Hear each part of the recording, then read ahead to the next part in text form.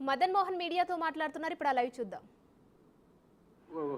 Covid ఉంటే నువ్వు అక్కడే ఉండాల్సింది, ఎందుకు వచ్చావు? లేదు లేదు madam, there are some reasons. COVID ఒకటి, మదర్ హెల్త్ బాగాలేదు. నో యువర్ గో అండ్ నేను ఒక 1 వీక్ ఢిల్లీలో ఉండి మేడంతో మాట్లాడాను. తర్వాత ఎన్నికి వచ్చేసాను, హైదరాబాద్కి వచ్చి జాబ్లో జాయిన్ అయ్యాను. అంటే ఆల్రెడీ జాబ్లో ఉన్నాను, నాకు ఒక వారం లీవ్ వెళ్ళి వచ్చి జాయిన్. తర్వాత శాంతితో మాట్లాడితే Shanti is very much interested to send me to US. 70% చెప్పాను కదా, చాలా ఇంట్రెస్ట్ ఉంది ఆమెకు అమెరికా పంపించాలని. సహజంగా ఇద్దరు ఆడపిల్లలు, నేను కష్టపడి పైకి వచ్చినండి, కష్టపడి చదువుకొని సంపాదించాలనుకుంటాను, జ్ఞానాన్ని నమ్ముతాను అంబేద్కర్ గారి లాగా.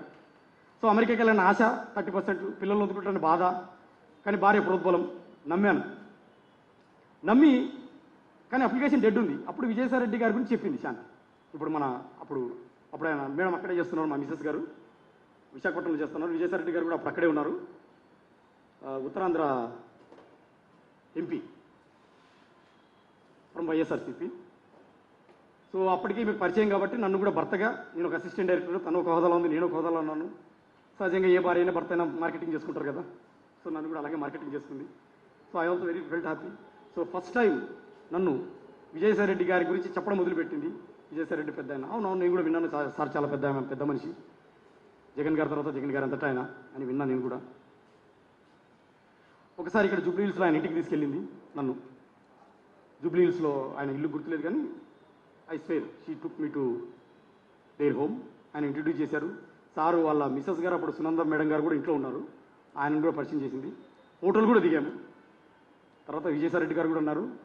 మదన్ని మా మిసెస్ పరిచయం చేసావా అన్నారు. శాంతి కూడా పరిచయం చేసింది. ముగ్గురం ఫోటోలు దిగాము. తర్వాత సారు మేడం శాంతి నిలబడితే ఒక ఫోటో తీశాను. I believe he's in the age of my father. Obviously I will trust, no doubt, అందులో డౌటే లేదు నాకు. I don't have any scepticism, I don't have any pessimism, I don't have any wrong thoughts. I'm very much clear. తండ్రి ఏజ్లో ఉన్నాడు. So ఆ టైంలో అప్పుడు ఆ సార్కి అడిగారు, సార్ అప్లికేషన్ ఇట్లా డెడ్లో ఉంది, మీరు కొద్దిగా సాయం చేయాలని శాంతి ద్వారా నేను అడిగాను, మెసేజ్ పెట్టాను. సార్ కూడా మంచి హృదయంతో, ఇప్పటికి కూడా కృతజ్ఞుడి సార్కి నేను, విజయసాయిరెడ్డి గారికి, మంచి హృదయంతో తనకున్న ఇన్ఫ్లుయెన్స్ ఉపయోగించి ఢిల్లీలో తన పార్టీ మనుషులు ఉపయోగించి 2-3 మినిస్ట్రీలు కదిపి అప్లికేషన్, ఒక మనిషిని పంపించి నా అప్లికేషన్ మూవ్ చేయించి దాన్ని ఓకే చేయించారు.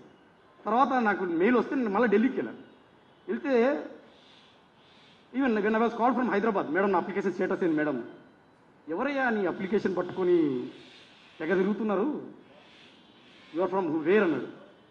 మేడం నేను ఇట్లా ఇది so and so, anyhow your application is done, you can go head with US అన్న. సో ఇది అంటే ఆ రోజు విజయసాయిరెడ్డి గారు నాకు నిజంగా సాయం చేశారు. I'm very much thankful to him. నాకు నిజంగా సాయం చేశారు ఆయన. So I was felt very happy. So నేను 2022 జనవరిలో వెళ్ళాను సార్. పాస్పోర్ట్స్ ఉంది, పాస్పోర్ట్ డేట్స్ ఉన్నాయి. 2022 జనవరిలో వెళ్ళాను, జనవరి 9th. It is everything is open, transparent, పారదర్శకంగా ఉంది. Nothing is to be హైడెడ్. You have every right to question me, dates and everything. So జనవరిలో వెళ్ళాను. వెళ్ళిన వెంటనే నేను కొద్దిగా లేట్గా వెళ్ళాను ఈ ఇండియన్ ప్రాసెస్ వల్ల. నేను క్లాసెస్ తీసుకోలేక రీసెర్చ్లో జాయిన్ అయిపోయాను.